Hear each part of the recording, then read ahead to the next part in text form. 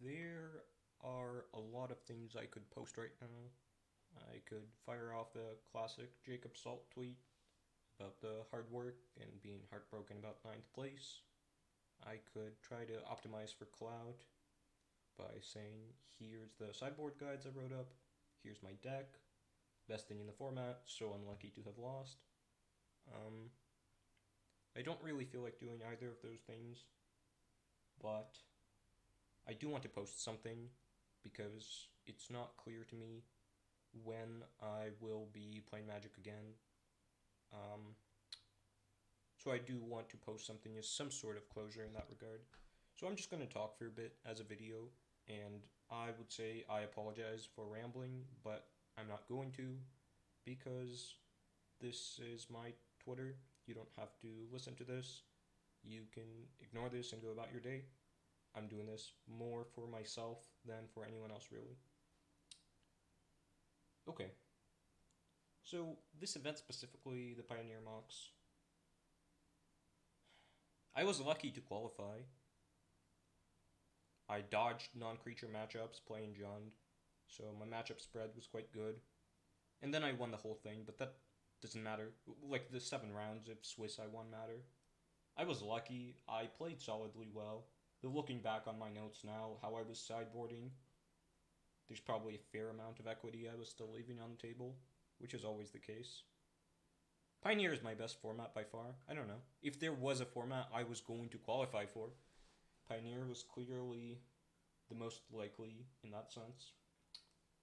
I was very happy to have done so because I was planning on quitting Magic then, uh, but I couldn't quite bring myself to do so after achieving something I had been working towards for so long. A year, if not more, since I've started playing Magic Online competitively. Yeah. So, and then I had quite a bit to prepare, really. There's a lot of things I could have done better with that time. But overall, I'm solidly happy with my deck. I played Ascendancy, which Tristan found a bit ago, and I tried to tune it as much as I could for the expected field. The big thing I regret is I queued into Harry 13 MTG, something like that, in a league 30 minutes before the thing. And he was playing Jund when I had solidly expected him to be on blue black or four color Dom Harvey pile. And seeing that, I sort of panicked, thinking, wow, maybe blue black just isn't good at all. Maybe no one is going to play it. And on the other hand, wow, Jund is probably really good if Harry is picking it up. And probably a lot of other people will reach the same conclusion because me and Zach were working to scout the field as much as we could. And if you tally up the percentage breakdowns I wrote up, you end up with more than 9 people that we really didn't know what they'd be on. And that was the big question going into the event. So seeing that, I sort of overcorrected towards, wow, they're probably going to pick up Jund if Harry made that change. And I cut a Mystical Dispute and a Fry to play 2 Yasharns in my sideboard. So that's something I regret because my deck was good. I shouldn't have I shouldn't have tried to over adjust at the last moment, but it is what it is. Um, I played some cool games. I got quite lucky too. When I played Triosk on Jeskai Control, he missed land drops in game 1 for, I believe, 2 or 3 turns. In a game he can otherwise win pretty easily, I think. Or maybe not. It seemed like his hand was very good, and the big constraint was the mana. He would have gotten into Fairy Down earlier. So I likely lose that game, especially because my draw was quite poor. I went down to the bottom 20 cards of my library before I really started doing anything. Was mostly flooding out. So I imagine he wins that.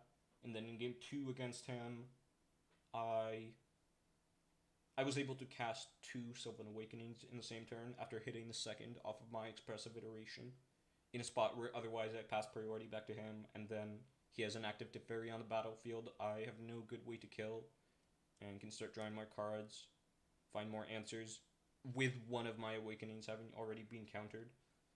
So got fortunate there as well. My game against Linda on Mono Black, those were my 2 wins. My third win was Zach scooping to me because he got paired up, and he's a nice guy, so he wasn't playing for the chests or whatever he could have gotten potentially. My 2 losses were both to Niv. The first game I played against Il Milan. It was a cool game. I think he extraction affected me pretty quickly. I had a couple of spots where I could draw Ascendancy off the top to win, but that was like 6% and then 8% in the other spot or something. Just never hit that. Niv is a bad matchup, especially with the configuration I had. The 2 Yasharans hurt a lot in that regard, but even if I was playing the 1 extra Mystical Dispute, I was pretty under-teched for the non-creature matchups, basically. And even against non-creature matchups, I would much rather face blue-black control than Niv. I think Niv is likely my worst matchup in the field. And then I lost to Niv again. That's the really heartbreaking thing, was I was playing game 1. My opponent was in a very good spot to win, but they bricked off. They didn't find anything. Their hand was just full of removal, essentially.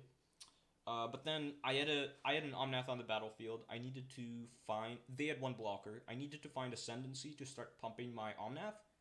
And I needed to find Chain to the Rocks for the Niv they had on the field, which isn't hard. Once you have Ascendancy going, I can filter through my deck fairly easily with 2 Caryatids on the field.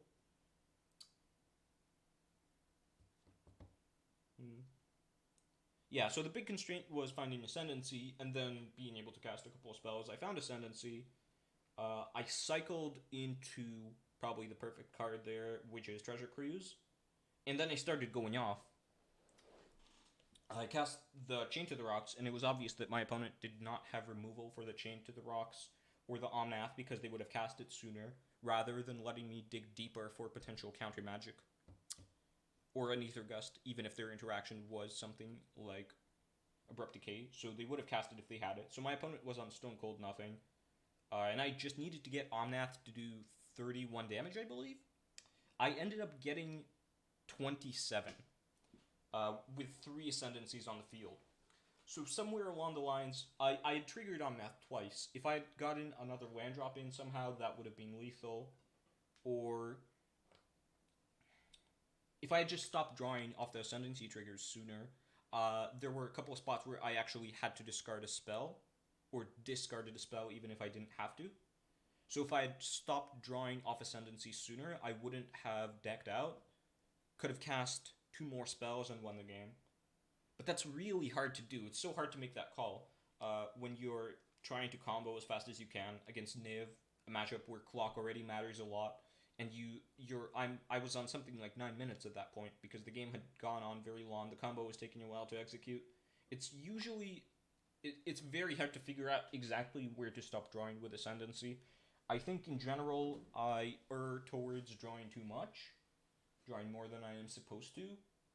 But in most games it just doesn't matter because once you've drawn your deck, you're gonna win. And this was, I guess, the one spot where I've really been punished for that. Just something I didn't really have on my radar. I'm aware that you have to stop drawing at some point, that it's better to stop drawing, but I just didn't realize that fast enough, and it cost me the game. And that's the way it goes, and then I breakered out, which is rough. I don't know. Slasher beat Triosk, one of my previous opponents, for his marginal equity at top 8. But what are you going to do there? Like, I wasn't going to ask Slasher to concede. Me and him are not particularly friendly at this point in time, and he's playing for his own shot at top 8. Like, he's not gonna scoop, I think, even if me and him had a much better relationship.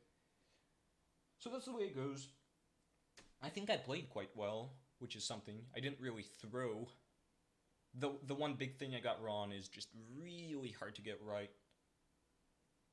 I think you have to be probably a much better player than me, or have much more reps than I did, which is pretty hard. I put in the work for this event, really, to get that right.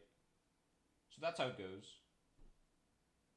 Got 9th, which is, it sucks, because if you top 8'd, like, you have something to your name, really.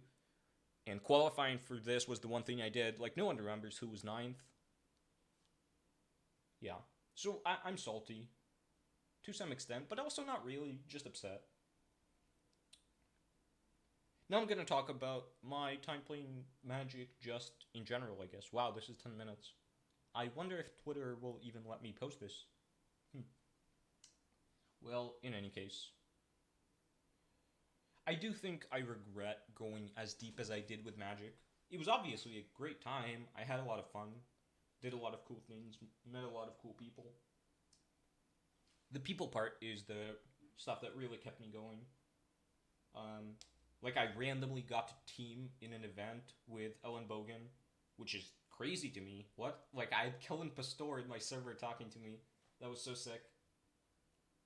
Oh, that's something I should talk about too. Yeah, Isaac, and Levi.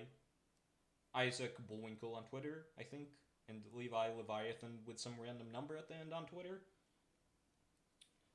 We were sort of figuring out how to improve our testing setup, our trying to improve our surrounding to play Magic because we were at the time active in a youth server that Jacob is boss on Twitter, something like that, founded. Mm. So yeah, that was increasingly growing in a more social direction, away from focused discussion about Magic, and the server was getting bigger too. So we wanted to. I think the pitch for it was copying Cabal, but adding more good boomers and adding us the Zoomers and just having it be active. Because Cabal was active for a bit around the Among Us time, probably even before that. I think they're still active in their Facebook stuff and whatever, but the Discord is essentially dead. Yeah, and we talked about it for a while, how we were going to structure things, who we wanted to add, and then we started adding people. And now I think there's more than 100 people in there, including some really, really good players, much better than me, which is crazy. Like, we have Alan Wu in there, even if he never talks. I'm pretty proud of that. Not proud of it, right? It has nothing, doesn't reflect in any way on me. It's just a cool thing that I somehow contributed to. So we built Hivemind, which is still one of the coolest things I've done. Oh, and Henry wasn't. I don't want to take credit away from Henry. I mean, he was with us as like the fourth founding member that did all this stuff. It was just the three of us that had the idea for it at some point. We built Hivemind. That was cool. Yeah. Like, I connected with Dom Harvey through there, which is sick. I was watching him play SCGs as a kid back when I didn't even know what the cards did, really, when I was watching coverage. I just thought it was all really cool, unless it was standard. But I was watching him play Modern with Amulet Titan, and now I got to work with him in some capacity. I actually didn't test. I tested with Zach Dunn, which is also sick because he's played at like Pro Tours and stuff. I've gotten close to that, but I've never gotten there. Yeah, clearly another player who's much better than me, which is really sick. But Dom Harvey helped too. Like, he joined the server we were working on and contributed some amount in discussion, which is insane.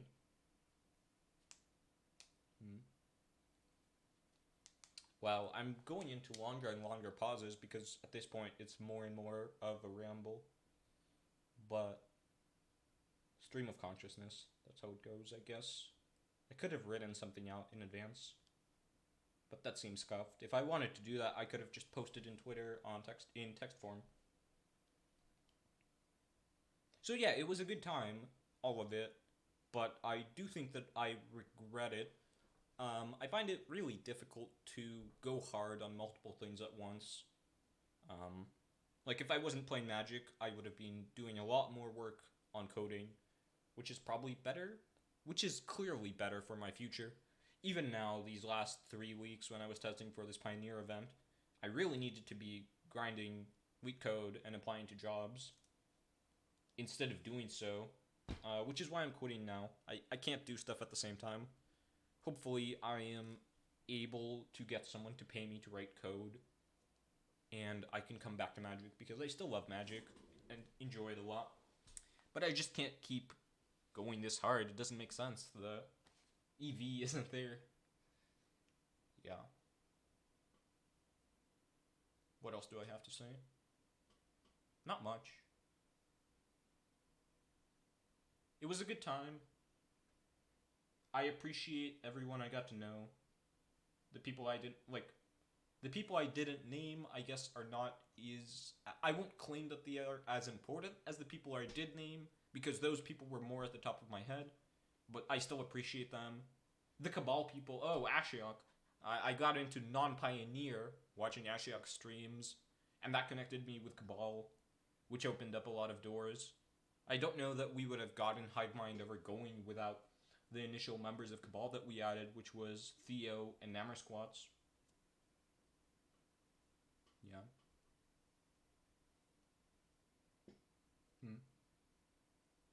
What else am I missing? I probably had some other stuff I wanted to say. Well, if it was more important, I guess I would have said it already. So I think that's it. It's been a pleasure knowing all of you. I hope to be back. I'm trying to decide whether I should nuke this Twitter or not, because it has my name on it, and it's just filled with nothing but magic stuff, which seems potentially not great if I'm applying to jobs. But on the other hand, clout. So we'll see. I'm probably going to nuke it. But that's it. Peace. I don't know. I guess I'll see if Twitter even lets me post this, because it's, 16 minutes now? Damn. Okay.